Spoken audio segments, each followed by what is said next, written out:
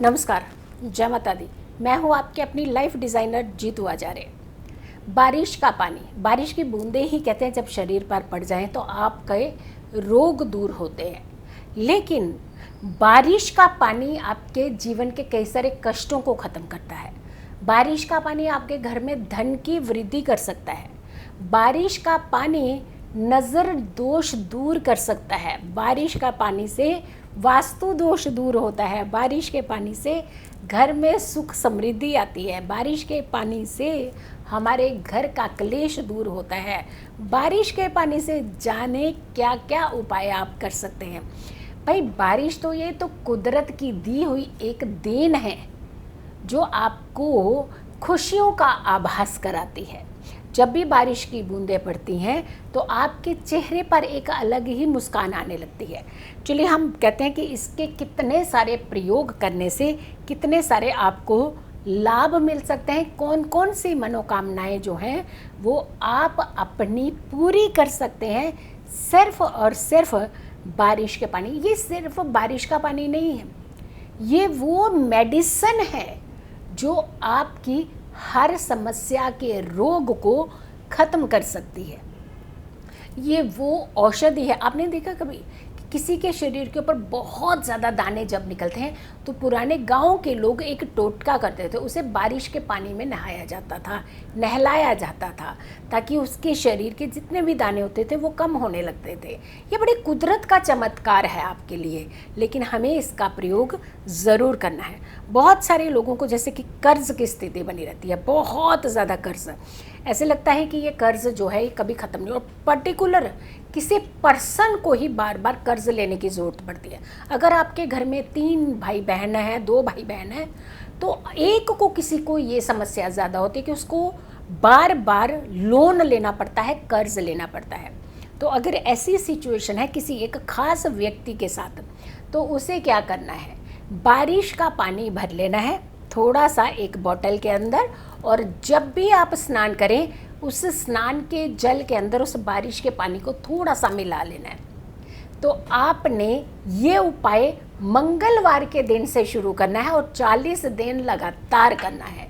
धीरे धीरे आपके पास एक ऐसा सोर्स बनेगा, ऐसा एक रास्ता बनेगा जिससे आप कर्ज आगे का तो नहीं लेंगे, जो पिछला है उसे आप चुकाना शुरू कर देंगे। कोई एक रास्ता बनना शुरू हो जाएगा।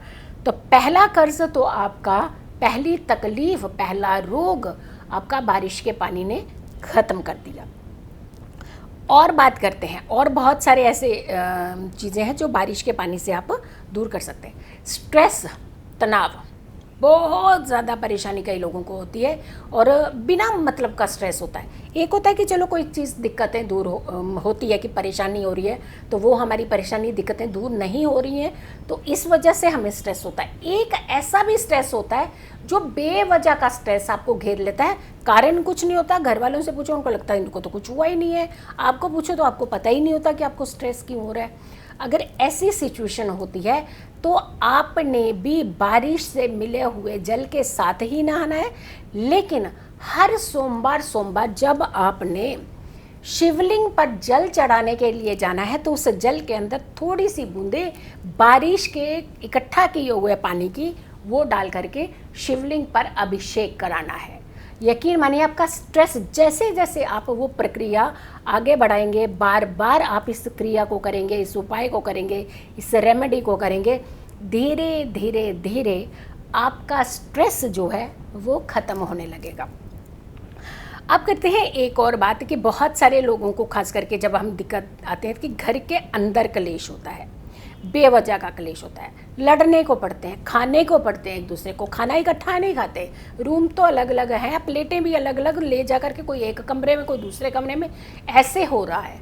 तो ऐसी सिचुएशन अगर के आपके घर के अंदर है तो जब आप पूजा करते हैं सुबह, जो व्यक्ति भी आपके घर में पूजा, कोई भी इस उपाय को कर सकता है, वो पूजा का जल जब आप ले लेते हैं, वापस उठाते हैं, वो लोटा जो अपने पास रखा होता है उस लोटे के अंदर ही आपने कुछ बूंदे बारिश के पानी की मिला लेनी है, जो आपने बोतल भर के घर में रखा।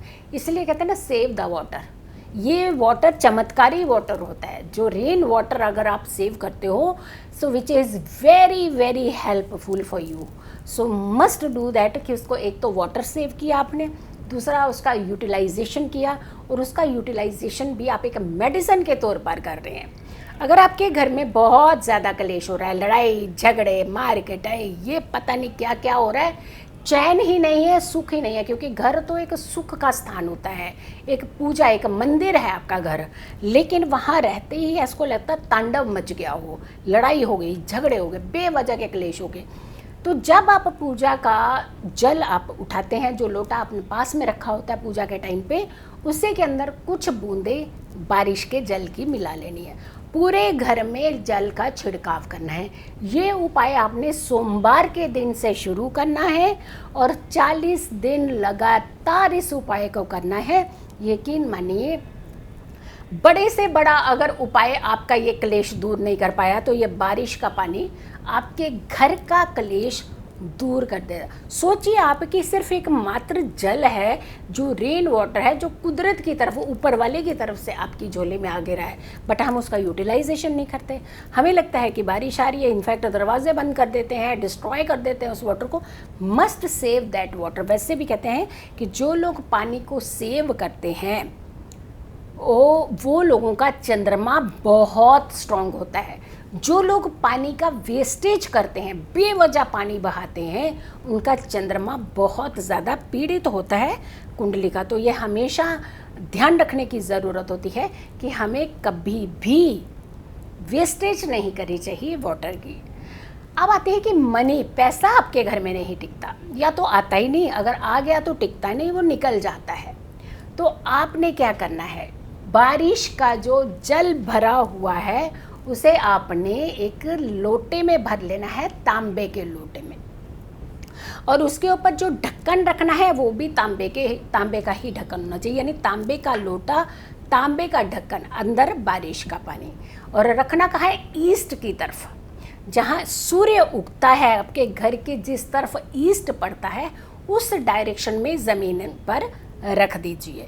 ये रखने का जो दिन होगा वो रविवार यानी संडे को रखना है, और 7 दिन लगातार वहाँ पड़ेगा। जो कमिंग संडे आएगा उस संडे आपने उस जल को उठाना है, पूरे घर में स्प्रेड करना है, थोड़ा थोड़ा छिड़काव करना है, और उस जल को अपने ऊपर छिड़काव करना है। और आप यकीन मानिए, थोड़ा सा जल जो है वो सेव करके रख लेना है, उसको मंदिर के अंदर कहीं रख दीजिए। और जब जब आपको लगे कि कोई दिक्कत हो रही है, कुछ परेशानी हो, तो उस जल का फिर से छिड़काव कीजिए। आपके घर में धन टिकेगा, धन आएगा, धन बढ़ेगा। तो ये एक प्रॉब्लम नहीं, बारिश ने कितनी सारी प्रॉब्लम्स आपकी, एक तो आपको शांति देती है बारिश, एक आपके स्ट्रेस को दूर करती है, मनी देती है आपको, लड़ाई ख़त्म करती है, झगड़े ख़त्म करती है, बीमारियां ख़त्म करती है, टोने टोटकों का असर ख़त्म करती है।